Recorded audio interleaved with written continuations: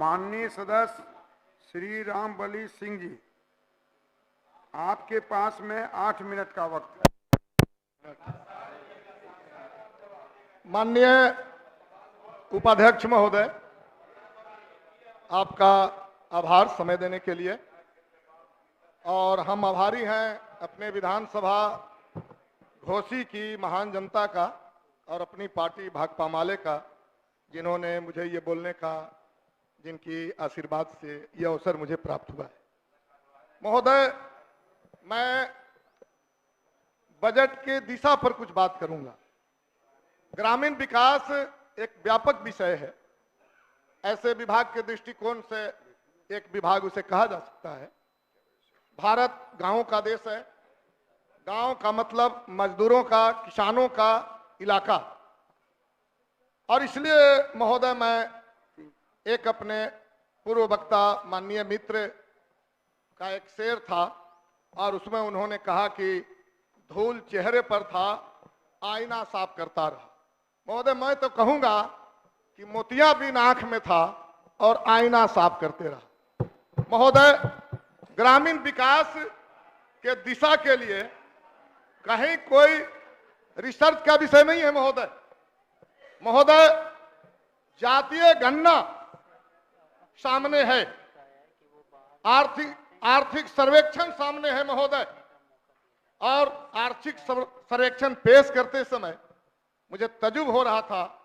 सरकार के जो मुखिया धृतराष्ट्र की तरह बात कर रहे थे कि हमें तो जब सर्वे हुआ तब पता चला कि 6000 से कम आमदनी पर भी लोग जिंदा है। वो कौन लोग हैं महोदय? किनके चलते 6000 से कम के आमदनी पर जिंदा है महोदय? क्या सरकार को यह पता नहीं है कि जिन स्कीम वर्करों से हम काम लेते हैं दिन भर, रसोईया है, आंगनबाड़ी सेविका है, सहायिका है, आशा है, हमारे यहाँ स्वच्छता मित्र हैं, ये तमाम लोगों को जो 100 रुपया और 75 रुपया प्रतिदिन के हिसाब से हम पारितोषिक के नाम पर, मानदेय के नाम पर देते हैं, और वो गरीब अगर 6000 से कम पर जिंदा है तो उसका प्रमाण तो आप हैं। और इसलिए हम कहेंगे कि यदि उनके प्रति आप चिंतित हैं तो आप तय कीजिए कि हमारे चलते 6000 रुपया से कम पर किसी को जिंदा होना ना पड़े।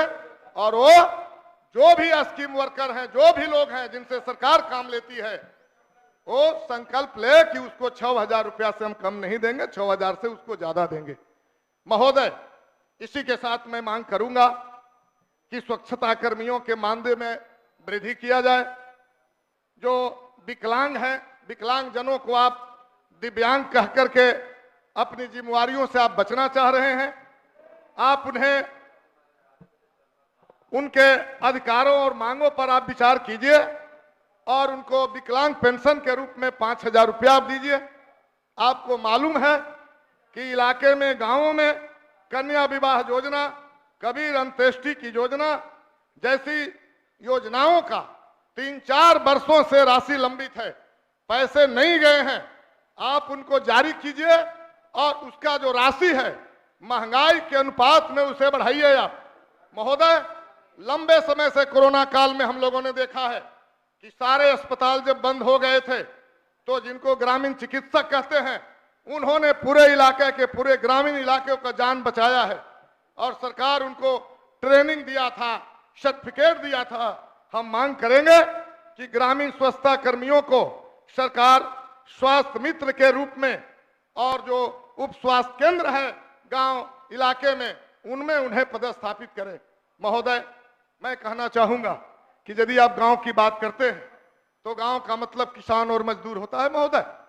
और हमें तजुब होता है कि अभी वर्तमान में जो माननीय मुख्यमंत्री जी हैं उधर चले गए, बोलते हैं इधरे रहेंगे। उधरे तो अब रहते ही हैं, जाते हैं कहाँ वो?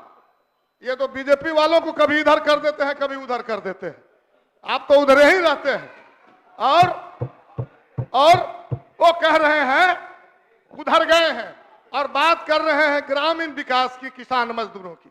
महोदय, जिनके साथ आप गए हैं वो अंबानी के लिए रेड कार्पेट बिछा रही है और किसानों के लिए कीलेट होके जा रहे हैं। महोदय, आप उनके साथ गए हैं और ग्रामीण विकास की आप बात कर रहे हैं। शोभा देता है महोदय? बिल्कुल शोभा नहीं देता। आप जब इधर थे तो आपने जातीय गणना कराया, आपने आरक्षण बढ़ाया, आरक्षण 75% हो गया। बड़ी खुशी हुई थी लोगों के कि अब जो समस्याएं हैं विशेष राज्य के दर्जा के लिए, उनकी रोजी रोजगार के लिए, उनकी आरक्षण को हम जो है व्यापक करेंगे, आरक्षण के आधार पर तमाम बेरोजगारों को रोजगार देंगे। महोदय, लेकिन जहां आप गए हैं आपने तय तो कर दिया, महोदय कि अब 75% आरक्षण होगा, एक एक गिलास दूध सबको मिलेगा।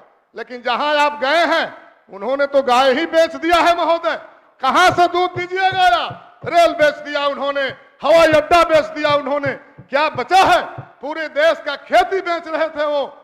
ये तो आंदोलन, तो बधाई देते हैं हम पूरे देश के किसानों को जिन्होंने 13 महीना तक बॉर्डर पर लड़ाई लड़ा, शहादत दिया, और उनको जो सदन में कानून बनाए थे सड़क पर उनको नाक रगड़ कर वापस लेना पड़ा।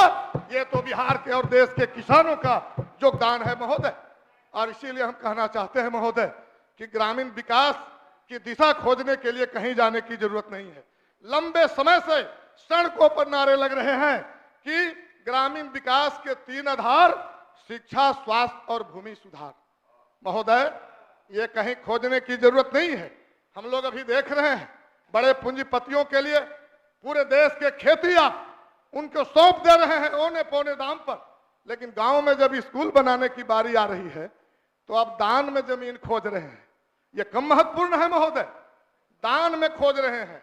उप स्वास्थ्य केंद्र के लिए पूछ रहे हैं कि जमीन दीजिए, बनवा देंगे। क्या देगा जमीन आप 4 गुना कीमत देकर के अगर आप इसको महत्वपूर्ण समझते हैं शिक्षा और स्वास्थ्य को, तो क्या आप किसानों से जमीन नहीं खरीद सकते हैं? आप नहीं खरीद सकते हैं। लेकिन सरकार की दिशा इस पर नहीं है महोदय। गांव में कहती है कि जमीन दीजिए ना, स्कूलिया बना देंगे। सारे स्कूल टैग कर दिए गए हैं। कई प्रश्न विधानसभा के अंदर आए। आपके पास मात्र 1 मिनट का वक्त है। संरक्षण चाहेंगे महोदय? पहली बार बोलने का मौका मिला है, पिछले बजट में भी नहीं बोल पाया था। तो महोदय, मैं इस तरह से कहना चाहूंगा महोदय कि यह शिक्षा और स्वास्थ्य की जो दिशा है महोदय, वो दिशा जनपक्षीय हो। स्कूल के लिए, अस्पताल के लिए जमीन अगर उपलब्ध नहीं हो तो जमीन खरीदा जाए महोदय। और इसके साथ साथ मैं कहूंगा कि जब बातें आ गई है, जब जातीय गणना में ये गरीबी सामने आ गई है, अब तो आप अपना आसन 1 मिनट के लिए महोदय आग्रह चाहेंगे।